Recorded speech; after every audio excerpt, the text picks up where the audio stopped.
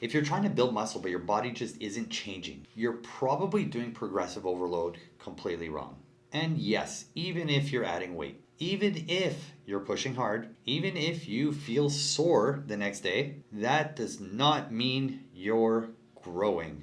So stay with me and I'll show you the real science of overload in simple terms and the 4 ways you can overload without adding any weight. So why does progressive overload matter? Well, muscle only grows for one reason. It gets stressed by something harder than last time. If the challenge stays the same, so does the body. Think of your muscles like students. If the homework never gets more difficult, your students never get smarter. But here's the problem. Most people think that progressive overload is only adding more weight, and that's the exact reason they're stuck. Here's what most people are doing. They go to the gym, they grab the same weight, they do the same reps, same sets, same tempo, same everything. And then they say things like, bro, I don't know why I'm not growing. Because nothing's changed.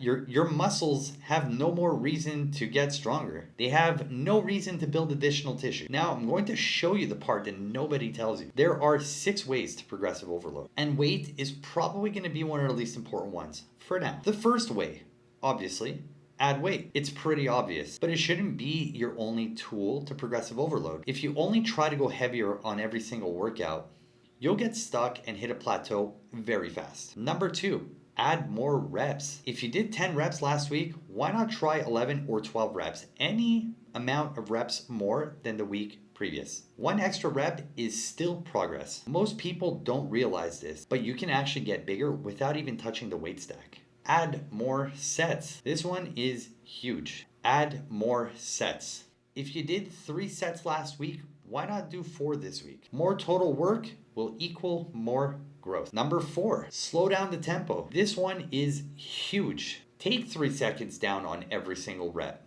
Hold it there, and then take 2 to 3 seconds back up. Your muscles will have to work way harder, even with the same weight. Don't believe me? Give it a shot. You'll feel your muscles say, damn, that's new and that's heavy. I promise you. Number 5, have better technique. This is the secret weapon. Better range of motion, better control, better mind to muscle connection. A perfect rep is much more difficult than a sloppy one, even with less weight. I know back is one of my weakest muscles, and I used to try to throw weight around as much as possible until I realized I needed to develop better mind to muscle connection. Slow my reps down, take it rep by rep, and execute them perfectly. That's how I grew my back, with no additional weight, actually lifting even less. Number 6, shorter rest times. If you're resting 2 minutes between your sets, try resting for 90 seconds. Your muscles are going to work harder because they are less recovered. Now, here's where things get interesting. Most people overload by accident, and I don't mean that in a good way. Most gym workouts are full of what we call junk volume. That means they're reps that look hard, but don't actually force any kind of change. Swinging the weights, using momentum, rushing the reps, half reps, the list goes on. That's not overload. That's just exercise. Exercise burns calories. Progressive overload builds muscle.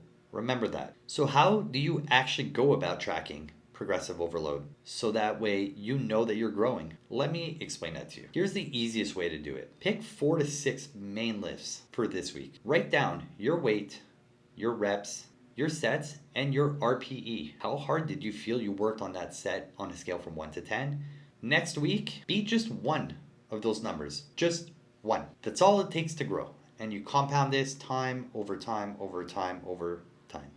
If you improve by 1% weekly, that's 52% better by the end of the year. And the part you've all been waiting for. What does science say is the best overload method? Science says the most important overload method is not weight. It's actually volume. Volume equals sets times reps times weight. If your weekly volume goes up slowly over time, even by a little bit, your muscle almost has to grow. If last week you did 10,000 pounds of total volume, and this week you did 10,300, technically you overloaded and you'll grow. But only if you're gonna combine this overload principle with adequate recovery.